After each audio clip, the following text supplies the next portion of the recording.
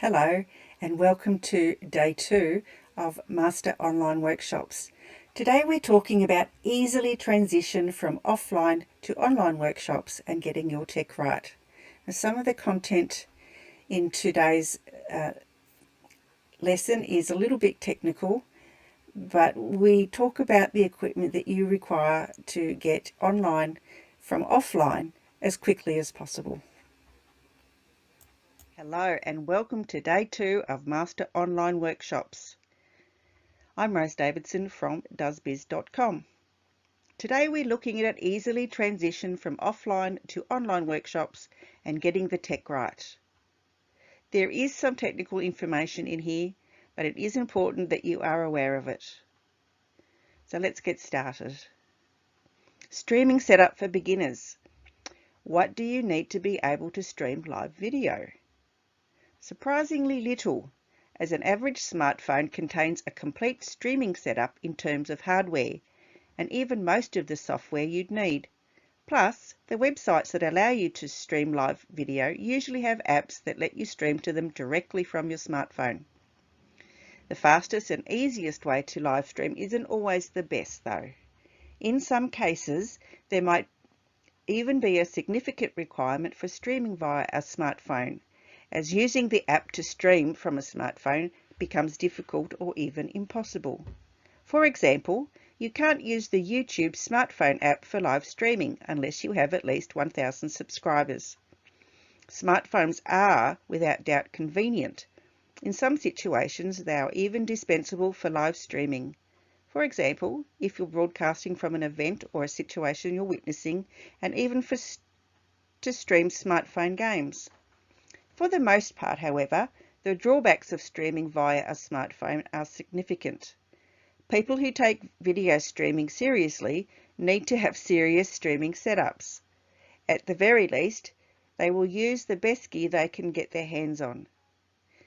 That should be a laptop or a desktop computer and not a smartphone. So if you're wondering what exactly it is that you'll need to be able to start that first live stream without relying on your smartphone, you're in the right place. Having and using good quality equipment is essential to providing your online workshops, from your laptop, camera and microphone. It's important to keep your first live streaming setup as basic as possible. It doesn't need to look like it could be on cable television, with 4 camera angles, graphics and highlight clips. You do, however, want to have it well executed and enjoyable to watch. I'm going to outline the basic live stream setup you'll need to begin sharing your event online. This setup will also produce a good quality broadcast for your viewers. Whether you're live streaming to YouTube or Facebook Live, Twitch, Twitter or even Vimeo Live, a good space to live stream from is as important as where you stream to. The first thing to consider for your live streaming studio is the right space. Hip chic or tech savvy, having your own live streaming studio space will help brand your content and communicate what your live stream is all about. Using the same space each time you go live also gives your live stream continuity, and continuity helps you define your place in the crowded internet atmosphere. If a dedicated space doesn't work in your case, you could always choose a multi-use space right in your home.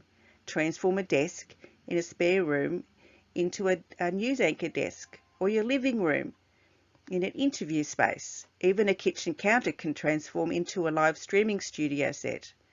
Whatever space you choose, it will in many ways dictate some of the other gear you'll need to live stream from there.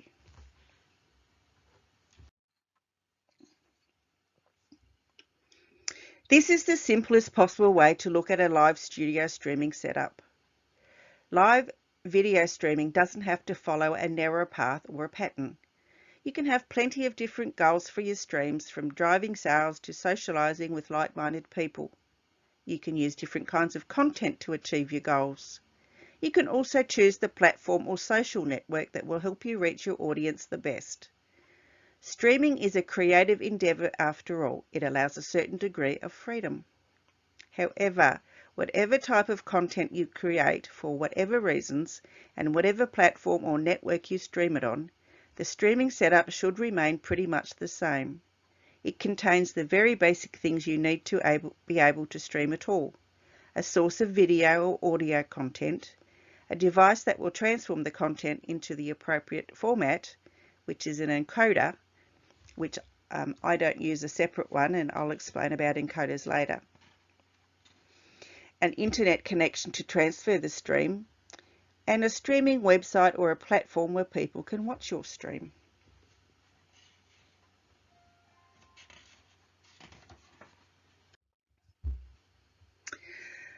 While exact technical requirements may vary on the software you use, almost any new laptop computer available today will work.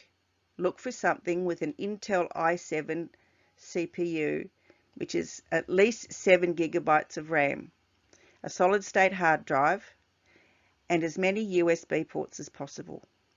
A desktop computer is also a good option if you don't need the portability a laptop provides. Desktops typically have more USB ports and more options for expansion, both of which are great assets if you plan to level up your streaming activities in the future. With so many camera choices, the one that's right for your live streaming studio depends on your budget, how comfortable you are using cameras, and personal preference. There are 3 basic options out there: a dedicated video camcorder, a DSLR or other camera that supports clean live HDMI video and audio output, or a webcam or smartphone. For individual creators and small brands, the easiest and most cost-effective cameras to use are standard USB webcams. A quick Google search will tell you which is the latest, greatest and most popular camera for your live streaming needs. If you're not broadcasting from your desk or stable surface which you can affix your webcam on, or if you're using a digital camera, you might also want to purchase a tripod. Investing in a good camera for your live streaming studio is worth the expense, but if you're planning to go the more economical route and use a USB webcam connected to your computer, I stick with one of the more well-known brands. And just a side note, USB cameras don't typically come with a long cord. To position them in various places, you may need a USB repeater extension cable. This has a built-in component that boosts the signal. And remember, you'll get the same type of feed and signal out of both a $200 camera and a $5,000 camera. Of course, the $5,000 camera will have more options, including a nicer lens and better image resolution. So before you purchase your camera, assess your specific needs. For instance, if you'll be shooting from far away and need to zoom in quite a bit, look for a camera with high quality zoom capabilities.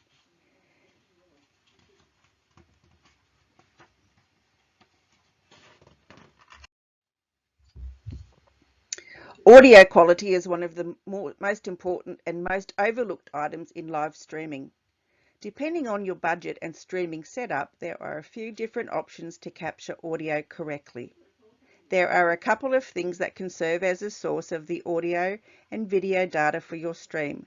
The most common ones are a webcam, an advanced camera such as a DSLR or GoPro, the screen of your computer, a built-in microphone, and an external microphone. Avoiding the built-in microphone on your camera is an essential. Okay, so maybe that's a non-essential. But what I mean is, just don't use it. Choose an external mic instead. You'll be much happier with the sound quality. Lapel microphones are another great option, especially if your stream is more dynamic than the stationary sit and chat setup. These are little clip-on devices, and you've probably seen them on live broadcasters, on TV broadcasters. You can get these microphones in wired and wireless options, which make them a great choice if your stream features people standing or moving around. One thing to note, however, is that these microphones tend to pick up a lot of room noise. Of course, there's always the option to have a desktop USB microphone connected directly to your streaming computer, if that's how you're live streaming. I don't use USB mics, but the Blue Yeti and the Rode Mini come highly reviewed and are popular choices among vloggers who stream that way.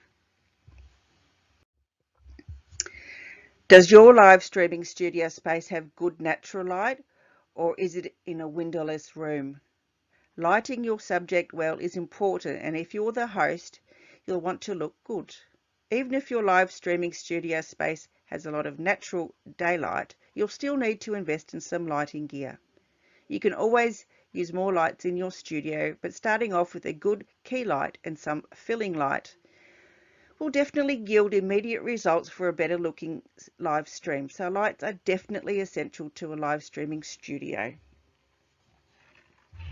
You can even just like put a lamp or something on your desk, or a selfie light or something, just to bring more light into your live stream. Now this is all the bit of a technical information that I was talking about at the beginning. An encoder is a device that takes in the data from your camera or the capture card and repackages it into a format that's easily understood by the destination, which is the streaming platform. The codec that becomes increasingly common for live stream compression is H.264, and there are two types of encoders: a physical hardware encoder and a software encoder. As a beginner, you'll probably want to choose the software encoder because you can get it for free, but that doesn't mean that you shouldn't know the difference. Here are the characteristics of hardware encoders. They don't rely on your computer's processing power, they don't require you to use a capture card, and they are made for streaming and are reliable. They can be hard to use and upgrade, however, and they are not the most affordable option, which might not be ideal for someone who'd like to try out streaming before investing in it. Streaming software OBS is a popular choice for live streaming that's open platform and free to download. However, the computer running OBS needs to have enough computing power to handle processing the live video stream. You'll also need a fast video card. I won't use less than 6th or 7th generation quad-core i7 computer for most typical live streaming setups. Otherwise, your stream could experience dropped frames and choppy audio, or even worse. The live stream could stop altogether, and that would be disastrous. Software encoders, on the other hand, are the exact opposite. They are the most affordable options, allowing you to try them out before committing too much money on your streaming setup. They are also very easy to use, and you can upgrade them by simply downloading new and improved versions. Usually that's enough to persuade live video streamers to use software encoders instead of hardware encoders.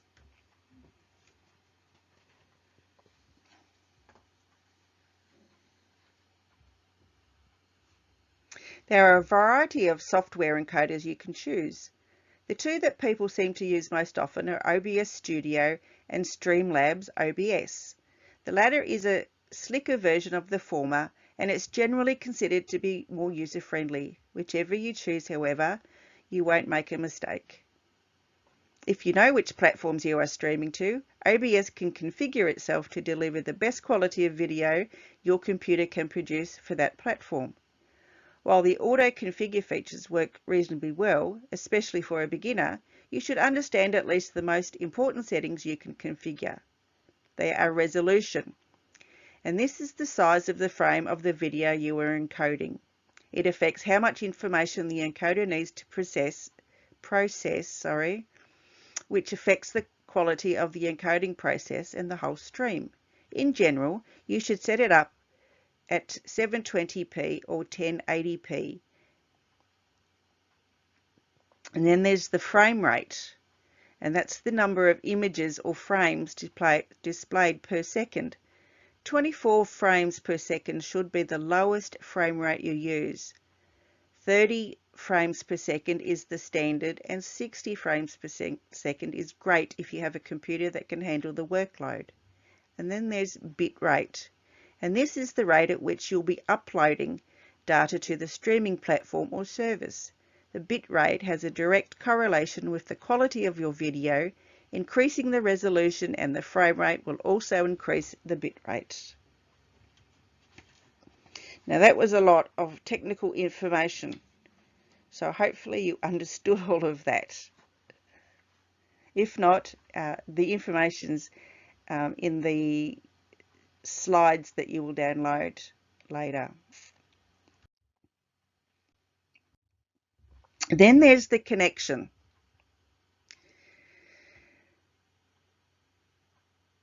And you need to make sure that you have a good connection for streaming. The data your encoder delivers to the streaming website, service or platform needs to travel via an internet connection, and that's pretty obvious.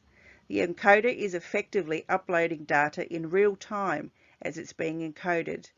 The internet connection you're using must be able to handle it. Technically, you'll need an upload speed that won't be a choke point for the bit rate you're pushing to the streaming website. So you need to, technically you need to make sure that your computer can handle everything and that your internet connection is stable and able to handle whatever's going on. And there are a couple of other important things to keep in mind about upload speeds and streaming. Bandwidth and speed are not the same thing. Your internet service provider might declare your upload bandwidth at 10 megabytes per second, but the best upload speed you can achieve can be much lower. You need to test your upload speed first, and there are plenty of ways to test your download and upload speeds online. So you can do that with Google or Telstra or whatever. There's plenty of ways. You need to maintain a buffer, and your upload speed should be at 20 to 40% higher than the bit rate that you're streaming at.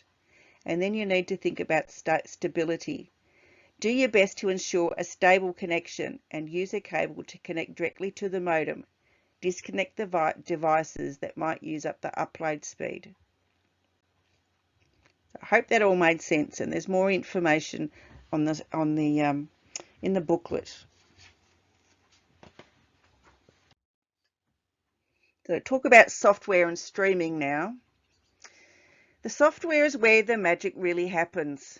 This is what allows you to take your multi-camera inputs and create a polished stream for broadcast, complete with scenes and transformations, and transitions, I should say. This is also where you can take your logo or other graphics and overlay it into the live video. There are plenty of video streaming and video switching software options out there, both free and paid, each designed to meet a variety of different needs. Before you go live, you'll need to select and configure one of these packages. As someone who is new to video streaming, you will probably want to stick to the free options. It's not just because they are free though. You might already be using some of or all of these platforms for other purposes, and the connections you have can help you jumpstart your live streaming hobby or career. And these are some of the live streaming platforms: Twitch, YouTube Live, Facebook Live, and LinkedIn Live. And just remember, if you're using your phone, you can't use YouTube Live unless you have 1,000 subscribers to your channel.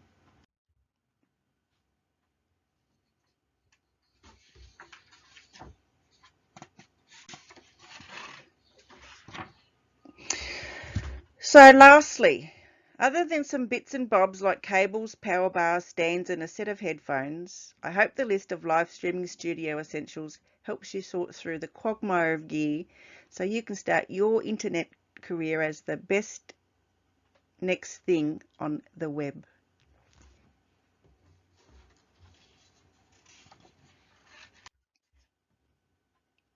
Oh, dear me. So your homework is to download the PDF of the slides. Download the booklet And then leave feedback in the group and discuss what your next topic is as a speaker. So that's it for day 2.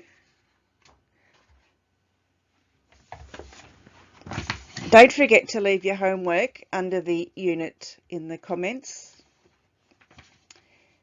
And I look forward to reading what your next topic as a speaker will be. And please just leave more than just one line, just go into a little bit of detail. And if you have any questions, please post them under the unit, and I will see you tomorrow for day 3. Bye for now.